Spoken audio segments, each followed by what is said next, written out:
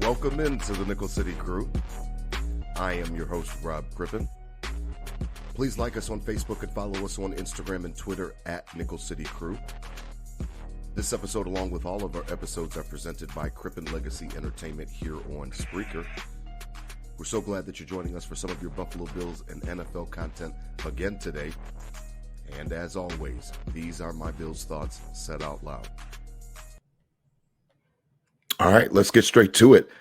Week 2 in the books, Monday Night Football, the Bills against the Titans, exercising some demons in some of these past few years where the Titans have gotten the better of us. And whoa, was that a performance. Even before it, though, I mean, the way Bills Mafia, y'all really showed out. You guys know I had to work, and I was in Indianapolis for a conference and couldn't get to the game. And then I left my cell phone in Charlotte, so I was out without my cell phone for a few days until it got overnighted to me. And I mean, it was just a crazy weekend for me, and a crazy beginning of the week for me. But I promise you, when I saw Marv Levy and Jim Kelly down there in the end zone getting ready, Bills Mafia, y'all showed out, because I swear I got emotional watching Marv Levy talk about the fact of where else would you rather be. As a season ticket holder for me, Nickel City Crew, you know, living 650 miles away, it takes a little bit of dedication. It takes a little bit of fanaticalism, if you will. I mean, fan is short for fanatic, and that's definitely me. But I really mean it, because that is my moniker from that Marv Levy speech that he always gives. I would never, there's no other place I'd rather be on a Sunday or a Monday or a Thursday, whenever the Bills are getting ready to play, than right there at the Ralph, if they're in town, cheering on my team. There's no place I'd rather be. So that's why I get in the car and I drive up to the games, is because of the fact that there's literally not anywhere else that I would rather be than right there in Orchard Park at the Ralph. So when I saw Marv in the end zone, I got emotional. Like, I literally got emotional watching it. When I finally got my phone back yesterday and looking at all the stuff on Instagram and stuff like that, I got emotional watching Marv Levy in the end zone. And I know it had to be electric. You've got so many different emotions and fans getting ready for the game and tailgating and different things like that. One of my good friends was there, who happens to be the co-host here at Nickel City Crew, Adam Dump Truck Rubsick. Holla at the crew. Yo, DT, I know it had to be wild. It had to be wild, because it looked wild on TV, and I can't even imagine what it was like to be there. Oh, you said it best. I mean, it was electric top to bottom. As we kind of talked pre-show, a little nervous in the morning with the weather, and the clouds were dark, and it looked dark out there. But right as you started to get to the tailgate, it brightened up, and the vibes were high. You know, just as you said it, where else would you rather be? You get out of the car, you take that first big breath of the charcoal, and you hear that Rick Ross playing in the background, and you get jacked up, man. You get jacked up, and you obviously have been next to me a lot of times. I can't wait to see you, for the Pittsburgh game. But absolutely, getting into that stadium, feeling the vibe, and that what a pregame, with the Bruce Smith tribute, and as well as Marv Levy and Jim Kelly out there, it felt as one, and then the party continued. Just as from the perfection in the park, it felt like we had just left, took a little break, came back into the stadium, and got it going again. A lot warmer, I might add, but what a beautiful night, and yes. What a beautiful night. What a beautiful way to kick it off on the home opener. And boy, talk about this game. Yeah, listen, 41-7, Bills dominant performance, and really watching it on TV, it was different consuming it. I'm not used to consuming it on TV for a home game, so I had a range of emotions as I was in Indianapolis working, and we were at the bar watching the game, and it was just totally just eerie for me personally as a Bills fan and as a season ticket holder, because I know I was going to be right there with you tailgating. I would have met you at the lots and different things like that. So it was different for me personally, but boy, on TV, y'all look good, Bills Mafia. I'm trying to tell y'all showed out. Y'all look good. Y'all sounded good. It was amazing. Bills and Titans. I mean, what can you say? The Titans have kind of been a weird team for us. As the game was approaching, a couple of my buddies that we're working with said, you're confident, you're ready to go. I'm like, yeah. I mean, I feel like we can win the game for sure. But, you know, it's just been weird games against the Titans, and I wasn't sure going into the game if we were going to get one of those weird games. 7-7 after the end of the first quarter. Derrick Henry finds his way into the end zone on a long drive from the Titans, and then literally after that, DT, it was kind of over, to be honest. Halftime, it was only a 10-point game, but it felt like it was a 30-point game, and then literally by the third quarter, it really had become that. So, talk to me about the game because listen, Josh Allen was in control.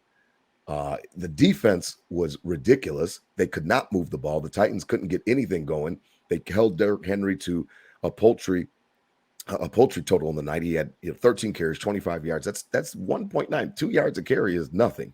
The defense was stout, DT, all day. Tannehill looked bothered, threw 2 picks, 11 to 20, 117 yards, only 6 yards a pass play for him on his completions. Listen, he was sacked a couple times. They had some picks.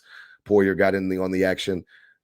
Listen, if the D, well, we have plenty of time to talk about the offense because I want to dedicate some time to them. If the D is going to play like this, DT, Josh Allen and the offense could even have an off day and still get away with a nice victory because this D is clamping things down right now. What a performance! What a performance! Clamped up for sure, though. Right? It's similar to the Rams week 1, right? You look into this, we kind of a slow start, but they dominated that whole Rams game, and that was the same on Monday night. Coming out there with the slow start, but as I said, a couple, in the summer of Nickel City Crew season 2 here, in the training camp days and the dog days, we were talking about. Is this defense inflated last year because they weren't playing, top tier quarterbacks? And I think I said if it was my main inflated, questions. Yeah, it's gonna be erased by the pressure that this new defensive line is gonna bring. And boy, am I happy to be right on that. I mean, this defensive line is nasty.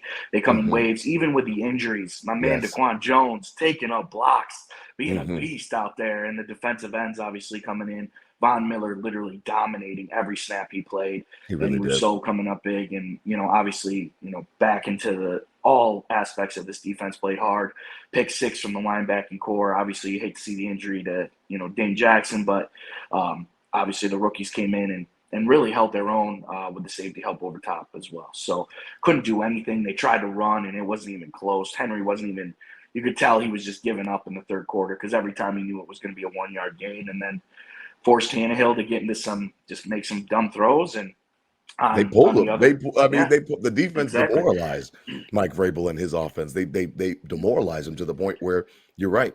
Derrick Henry looked disinterested by the end of the third quarter, and Tannehill looked, he looked like a shell of himself. Even if he thought that, he was a quarterback with a little bit of potential and can actually be the answer for the Titans. If you were skeptical of him, he kind of proved all the skepticism because he never plays good against the Bills since he was against Miami.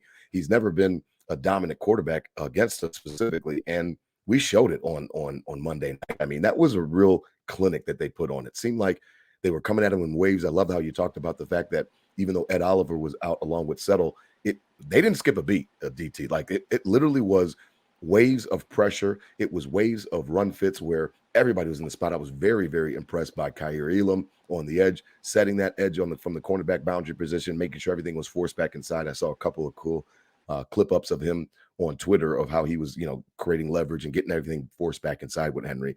Just a real clinic. Matt Milano, as you talked about, that pick 6, 43 yards, that was really beautiful. How he just stepped in that route and undercut it. Linebacker to do that, and then he almost had another pick on the next drive. So 2 in a row. Then the very next play, the very next time that they caught the ball. So I really feel like if the defense is going to be this dominant to go along with this scary offense, I really don't know what you do with the Buffalo Bills. They look like a problem.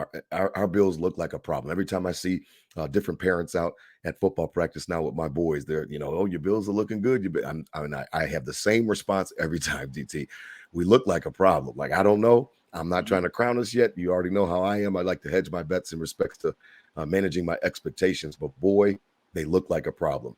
And one of the reasons that they look like a problem is our offense. Stephon Diggs is a dog. I saw on Instagram after I got my phone back, DT, him yelling out, "I'm him."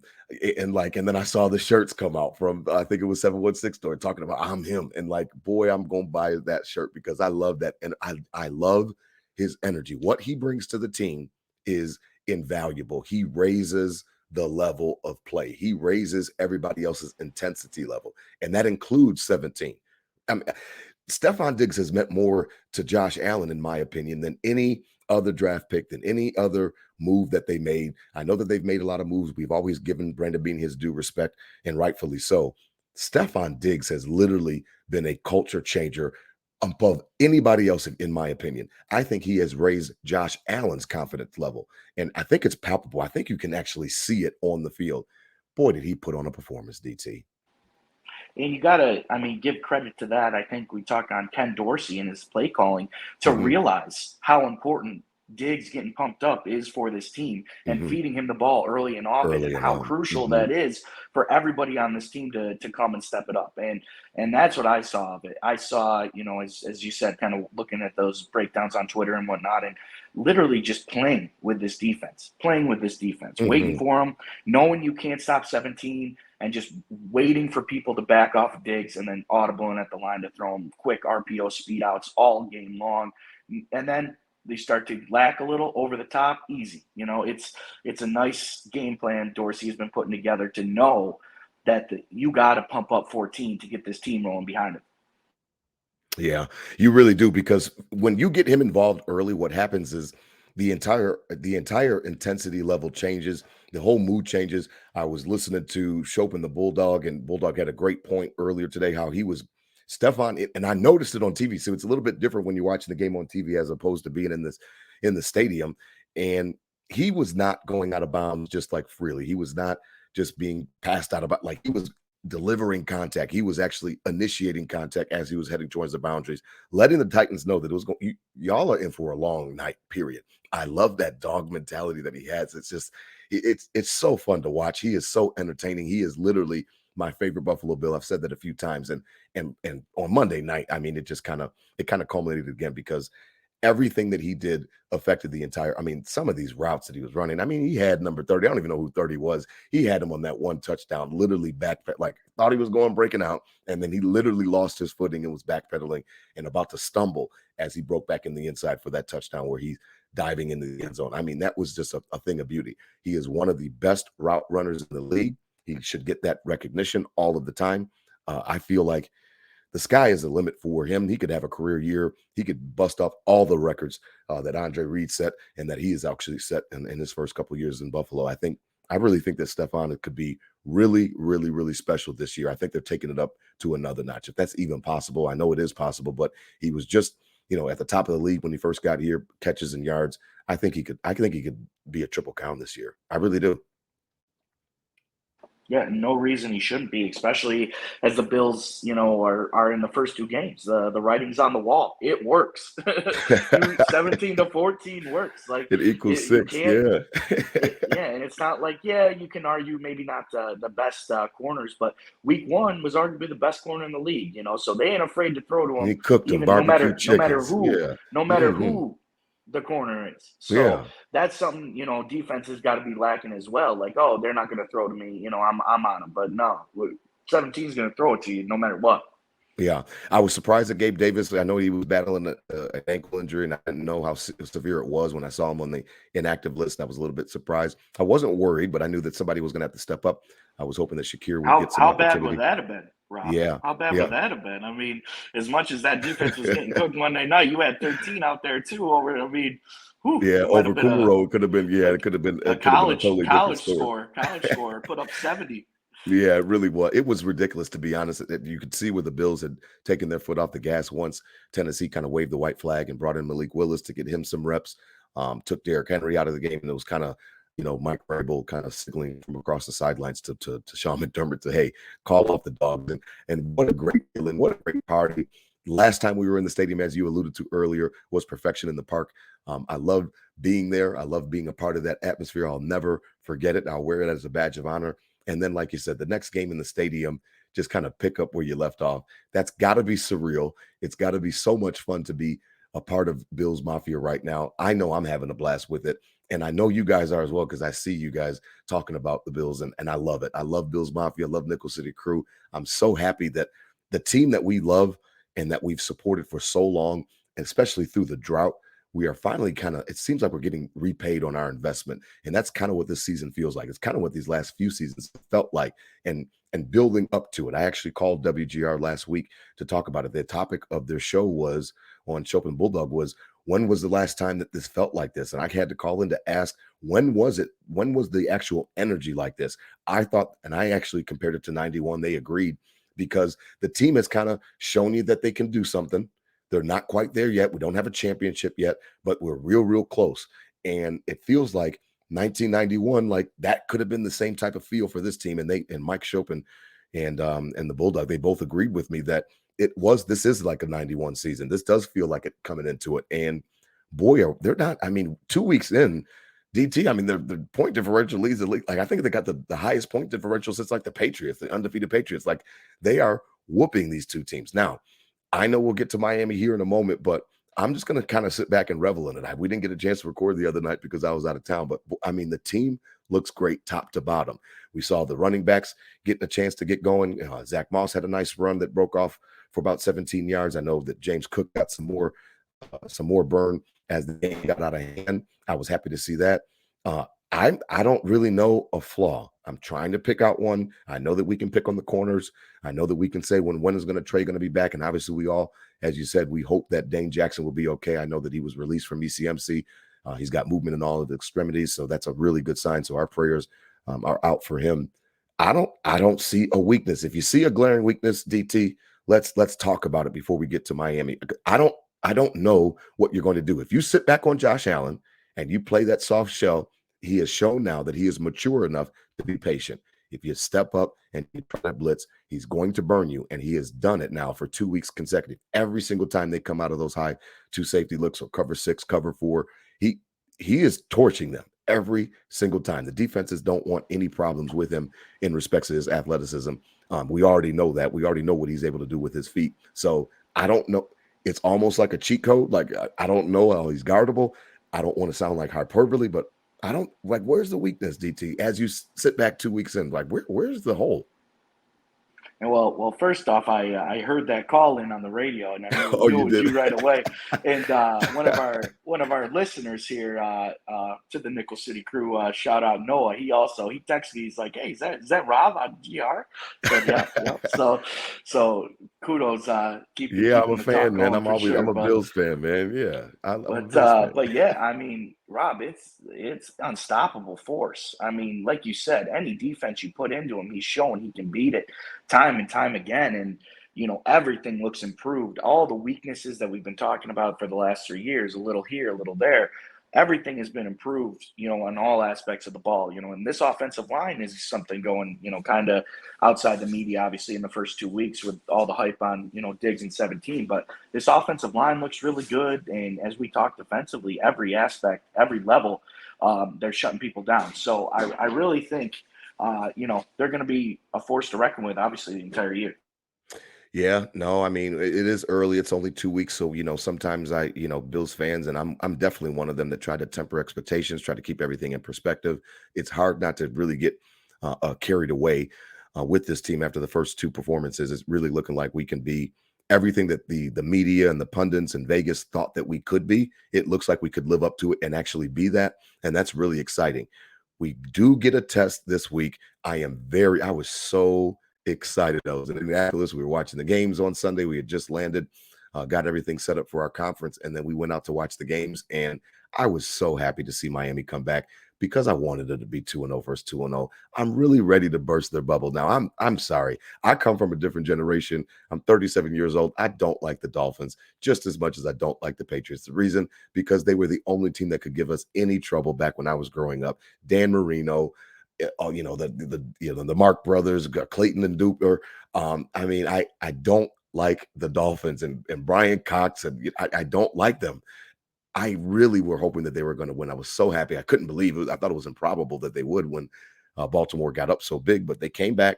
They beat the Ravens on the road. It was an impressive win. Can't take anything away from them in that respect. I don't think that it's a good recipe to be down 3 touchdowns in a game and actually plan on scoring 28 points in the fourth quarter. I don't think that that's a recipe for success, but nonetheless, they did come back. They completed the comeback, and boy, we got a juicy, juicy matchup set up for Sunday. I cannot wait. I was so happy to see them win, DT, because I want it to be 2-0, 2-0, No excuses for the Dolphins. We're in your house. We half the time we take over your damn house down there with the Bills fans who travel between them and the Florida Bills fans that are there. I cannot wait for Sunday at 1, DT. Can't wait. I was so rooting for them to beat Baltimore as well. I wanted to see 2-0. Kind of just it's a tale as old as time now. Every Yeah, time 17 comes into their building or they come here, it's a slaughter. And I hope it's what how is it not going to be Sunday? As much as this Dolphins team has done a lot to improve their team, and you got to respect their receivers and whatnot. This defense is locking it down, and on the other end, Lamar Jackson could have ran away with that game, and Josh Allen, I think, is going to do more. You're not gonna score 28 points in a quarter against this Bills defense. The Bills defensive backs, no matter who they are never going to get beat by like this Ravens defense was getting beat in that fourth quarter. yeah, I they mean, were come getting on. torched. Yeah, So they were getting torched. It was as pretty much bad. as I wanted them to be 2-0, not for this to be a juicy matchup, for them to think it was a juicy matchup and put them down to reality real quick. And I agree with you, Rob. I'm not as much into the Dolphin phase, more the Patriots, I would say, with the killers for me, Right. being a little younger. But I remember as a kid going to the games, and the fish was the game. You wanted to squish the Yeah, fish, squish man. the fish Stomp, week. squish It's the fish, all top. It's the real deal, and I think we can make that rivalry come back a little with the Dolphins doing a lot, and they're going to test us, I think. But the Bills have shown time and time again they've studied plenty for this test, and it won't be hard to get a good mark on it. Well, I mean, you are confident. I am definitely confident because of the track record and because I don't believe in Tua. But speaking of Tua, you can't talk about the Dolphins' offense and their high octane offense 2 weeks into the season without talking about their quarterback, who, quite frankly, has surprised me. He is going downfield a little bit more than I thought he would. It's not that he has a noodle arm, so I know that he has, the ability to throw the ball deep, but he's not. That's not really his bread and butter. 469 yards, 9.4 yards of completion, 6 touchdowns. I mean, that's a crazy stat line. I could not believe how Baltimore's defense was kind of giving up some of those long routes. To be honest, it seemed like they were surprised by Cheetah's speed and kind of were sitting down when they should have been backpedaling. So maybe that's a schematic thing, and obviously, again, we'll give credit to our defense, and maybe they'll come up with a different plan or be smarter about executing it. But I mean, that was a crazy performance. 6 touchdowns is 6 touchdowns, DT.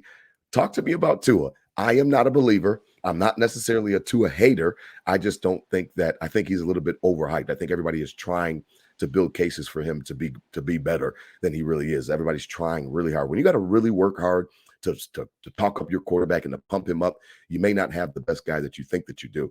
They have propped him up, and is he showing signs? Like that's a crazy stat. Like it's almost 500 yards, DT. That was a crazy game. Of course, you got to give him credit for that. I mean, that's even in fluke games.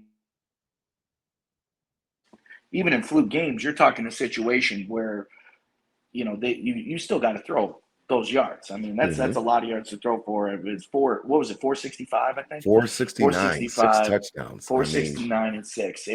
But if anybody knows Tyreek Hill's speed, it's the Buffalo Bills. I mean, they've mhm, gotten burned by him plenty, and I think mhm. Leslie Frazier should be sick of that. So Yeah. if anybody, there's gonna be a body on that guy, at all times. And Jalen Waddle's no slouch himself, Oh my just as gosh. quick, and so a lot of speed running through there. But I have faith in Leslie Frazier and the game plan on it. But yeah, if anybody knows the speed and wants to respect it, I think it's the Buffalo Bills. So something that the Ravens obviously didn't read Hit up it. on in the That fourth it quarter. was crazy watching the highlight. I said, "What is going on? Like, did they not think that this man is is one of the fastest with pads on in the league?" Like, I don't understand some of the coverages they were playing and how they were kind of sitting down on routes. Maybe they didn't respect to his arm, but you got to still, stay with your receiver and play at least play trail position. And they were all over the place with some of these bombs. Tyreek Hill and Waddle, as you alluded to, went off. They each had 11 catches. They each went over 170 yards.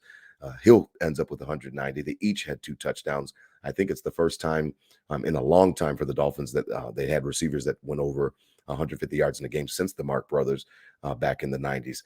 That you've got to respect the speed. The Bills know it. They know it firsthand, as you said with Tyreek Hill. I'm more worried about the fact of Waddle. If the Bills kind of dedicate a lot of attention. If Leslie Frazier is really going to be ultra sensitive to keeping him out of the game plan, Waddle is capable of ruining a game plan as well, because he is every bit as fast as you said. And I'm I just know that as much as I was concerned about week one with the corners, regardless of Dane Jackson's injury status for this game Sunday, regardless, I'm very concerned about that matchup. Those are two horses of receivers. And it really, if it's going to be Benford and Elam on the outside, they're going to have their work cut out for them. They better be staying up late watching film this week, making sure that they're prepared, making sure that they're in position, because this thing can get out of hand in a hurry. Not the fact that they're going to blow out the Bills, but I'm talking about defensively. They can attack that weakness and attack some of those short crossing routes, or mix in some of the deep routes if they find an opportunity to, if they have a chance to. Those corners, this is going to be their kind of come to Jesus moment. They're on display down there in South Beach one Sunday. And what was their, saving grace the first couple of weeks? Where obviously the safeties a lot of the times over the top, and if Micah Hyde's not ready to go, that's as much as Makes it a I, little bit different. have faith in Johnson, but we're talking, obviously a little bit different, and you don't have that security blanket. So what does it come down to? And we keep going back to it, but this defensive line and this new vibe and this new pressure they're bringing, and they take two out of the game last year, and I mean it might happen again. It's these guys are coming hard and fast, and they know that their rookie corners are going to be out there on an island, and it's up to them first to get into and disrupt his whole game flow and tempo, so he can't set up and throw those deep balls with such ease. Yeah, and I think that's how the Bills are going to plan on mitigating their corners and helping protect them a little bit, is by sending Von Miller and making sure that the defensive line in that hot Miami sun stays hydrated and stays rotated. We all hope, obviously, that Ed Oliver and Tim Settle can get themselves back. I wouldn't expect to see Dane Jackson back in the lineup, so I really do think it's going to be Benford and Elam on the outside with Taryn in the inside at the nickel spot. Listen, the spotlight's going to be on them. You can't hide. As a rookie, they know what's going on. They've been watching their techniques. Everybody's got film on these guys now after the first couple weeks. It'll be interesting to see. I don't know if they can bust up our whole game plan, but if the defensive line can assist with some of those pressures like they have shown in week 1 and 2, especially that Rams game where they were just literally all over Stafford and did not give him any opportunity to get any sort of rhythm. If you do that to Tua, I feel like you might be able to fluster him and maybe make him exclusive on some of those crossing routes and short routes. And then you got to just rally to the football and tackle. If you tackle well, you'll be in a good spot. And I think that's going to be the Bills' approach on how to mitigate this high explosive offense that the Dolphins seem to have, is by making sure that they're sending pressure. And you're talking, I mean, with the defensively, I mean, every time they come in, you got to be over the top, and they know that, So these guys are the pressure from the front, keep it in front, move it around. But the Bills have scored 41 and 31 on offense. Right. That's an average of 36, Rob. So even with even with breakdowns, 2, 3, 4 breakdowns, the offense still scores 35. You're still winning the game, So that's something you need to look at as well. Like, even if they do go out there and get dummied a few times, it shouldn't matter. Yeah, it should not matter, and that's all because of the offense. And I've got to give respect and honor where it's due. I'm big on that. Ken Dorsey was my number one concern. I didn't really phrase it that way, but I was intrigued to see what it was going to be like. I was wondering out loud what it was going to be like for him in his first stint as an offensive coordinator. He's been aces, in my opinion, DT, these first 2 weeks. I have not seen throwaway plays. I haven't seen too many plays where I'm like, well, why are we running that? You know what I mean? There's a different ebbs and flow of a game where sometimes you're going to just hand the ball off and do different things. That game got out of hand quickly on Monday night against the Titans, and that obviously changes some of your game plan. You're not going to show all your best stuff when you're dominating the game. I've been impressed by him, to be honest. It seems like Josh is cool. He's calm. For whatever reason, he is able now to be more mature and to take what the defense gives him, quote unquote, and to take some of those short routes and some of those short intermediate throws where the defense was. I mean, Steph was cooking them all over the field. It wasn't just those deep balls. He was cooking them all over the field, the Titans DB. So I think that this is really an offense that has a lot of potential to be great. And I literally have to tip my cap to Ken Dorsey, because I was very, very concerned. And it doesn't seem like this is too big of a job for him. No, and I mentioned it earlier in the show, getting Diggs involved and creating that energy. And I mean, even in the first game, it was very methodical and just as Hmm. you kind of were almost like, man, they're kind of just picking them, and then boom, down the field.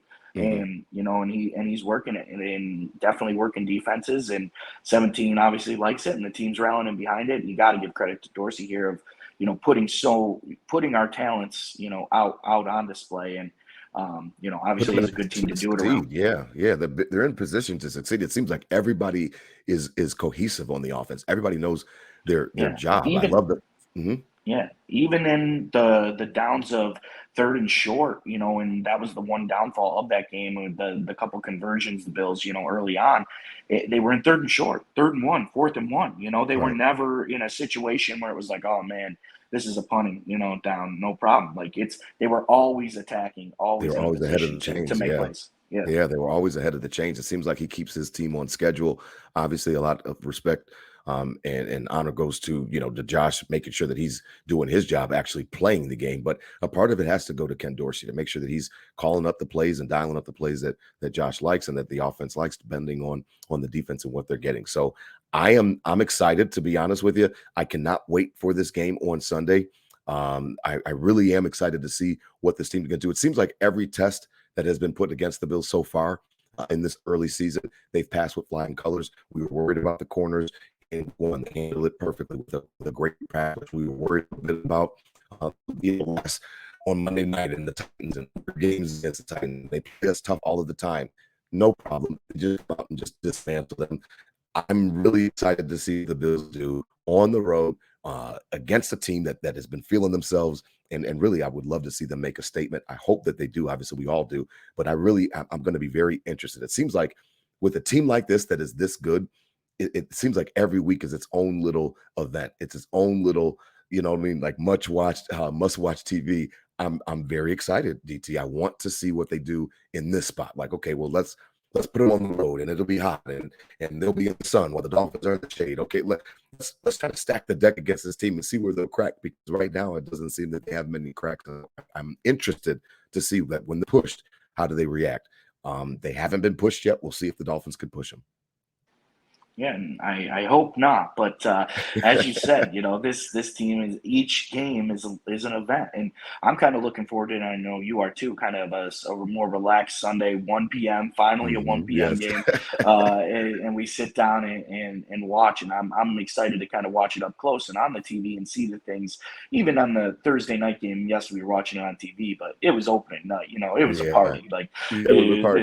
it was pumped up. You were watching it, and then right, so getting Absolutely. rowdy, and then on Monday, even it's at the game, and then you were at a bar, so it was a little different vibe. But Sunday, I'm looking forward to really sitting in, locking in, and really hopefully watching this offense deal and do what they do, and talk opportunity for these corners to welcome to the league, be the rookies, earn their spot on this team for years to come, and it's going to be a good one. I'm looking forward to it, and I hope we take care of business.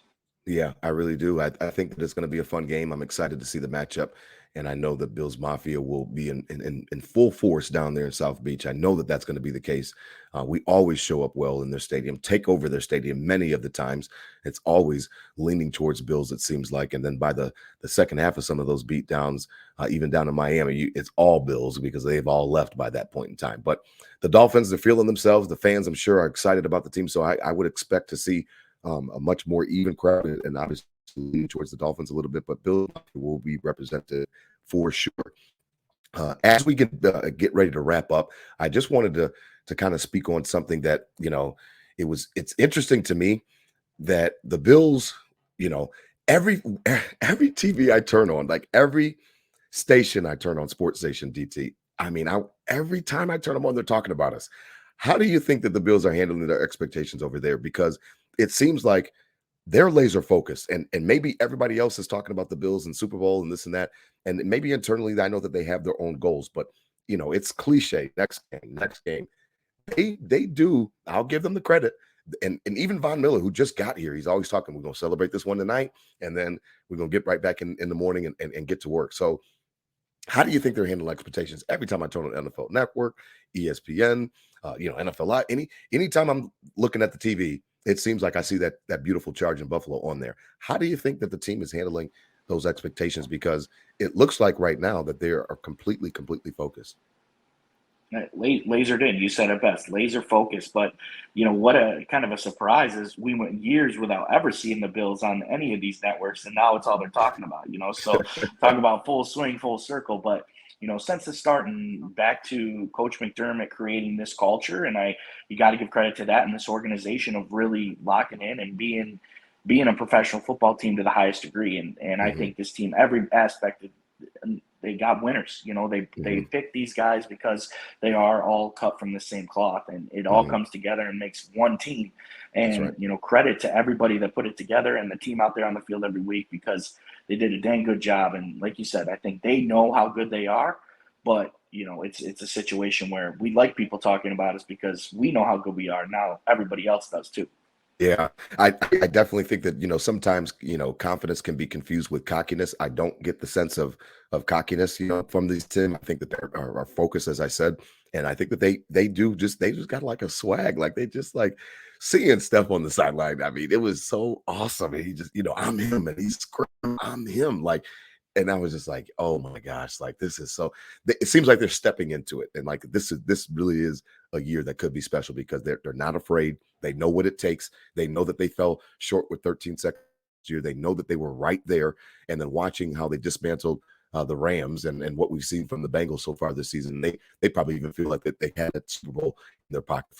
Super Bowl 56 should have been there. So I think that they want to go get one.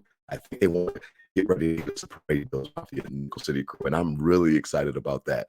As we wrap up, we've got big news. We are going to actually host our first post-game show this Sunday. It's as DT said, it's really awesome to get back in that regular Sunday 1 o'clock routine. We'll have that for the next couple of weeks with the Bills, so that's really awesome. So we will actually have our first ever post game show, Nickel City Crew post game.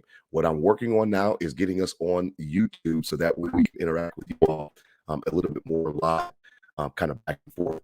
We're going to talk about the game rapid fire right after the game and how and kind of some of those raw emotions. I wanted to have something for post game where it's kind of just unfiltered and we just talk about what did we just see. It's not days later or anything like that. We literally just watched it. What did you see? What did you like? What did you not like about the game and about the performance from the Bills and whatever the case may be? So I'm really looking forward to it. Check us out. We will be out on Sunday. We will be recording on Sunday and releasing on Sunday. I'm going to try to work out the kinks with Buffalo fan base and figure out a way to get us on YouTube. So again, we can interact with you all a little bit more live. I'm excited about it, DT. I've been wanting to do post game. I always have my most raw emotions after post game. I'm always just in a different zone. I love it, and I'm gonna take my notes during the game and kind of relax, and then I'll be ready to hit it up with you, man. Heck yeah, man. I'm looking forward to that because I'm right there with you. I got so much to say directly after the game, and as we're Yeah, sitting there waiting in traffic Monday, everybody's just motor mouth, every yeah, talking I about was gonna everything. say Like, that. did you Yeah, see that? Did you see that? Oh yeah, he did that too. Oh yeah, and no, it's so I'm looking forward to that, and locking in Sunday, a nice fall Sunday up here, in Buffalo. Looking forward to it. yeah, I wanted to do that, and I'm so gracious, and happy that you agreed to do it with me because I think that it's important to kind of just get Nickel City Crew out there a little bit more and let people know what we are about. We are Buffalo Bills fanatics. We love the Bills. That's our team. We are dedicated. DT and I are both season ticket holders for many years. That's how we met. At a Bills game. Then we even met, like I said before that. Check out that from season one when we had the round table and the Fam Appreciation Week. That was a really fun episode, and you kind of see some of the backstory for me and DT and some other guys that we commune with. I mean, it literally the Bills are family. It is family. That's why I was so sick. Missed that game the other night, but I'm so proud of Bills. Watching you guys on TV, you guys look great. And it sounded great, from what I could hear as well. Sometimes it's crowded in the bar and you can't hear too well, but from what I could hear, you guys sounded great. So I'm really excited. Go Bills as always. Listen, the expectations were high, and if there was any way possible they could exceed those expectations, 2 weeks DC, like that's like say everybody's Super Bowl champs, and they should Super Bowl favorites, but literally. they are kind of exceeding the expectations so far. I'm I'm amazed. I really am amazed. Truly, truly, if they keep this up, it could tee up to be one of the most historical stories in sports. But I'll take it any way we can get it, and we got to get a little healthier. A lot of Mhm. people banged up, so definitely nurse them back, and that's something we have taken for granted as Bills fans for the past couple of years is how Right. healthy this team has been. Yep. And you're That's going to true. have bang ups. It's the NFL, so That's true. we see who would adapt. Next man up mentality, as the cliche is, but this team is deep in aspects where they weren't. So I think they're up to the challenge. Get a little healthy, get going, and let's create this storybook season. Let's create the one of Yeah. the best I'm teams ever. So ready, the man. excitement is I'm ready. real. Every day is real. Let's roll, baby.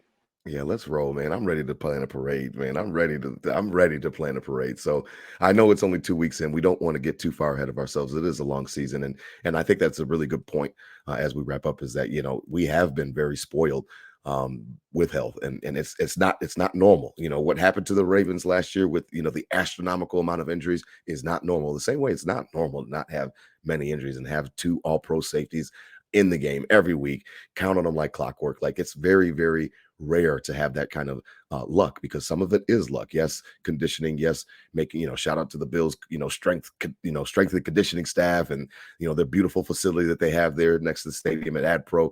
Yeah, yes, that's all well and good.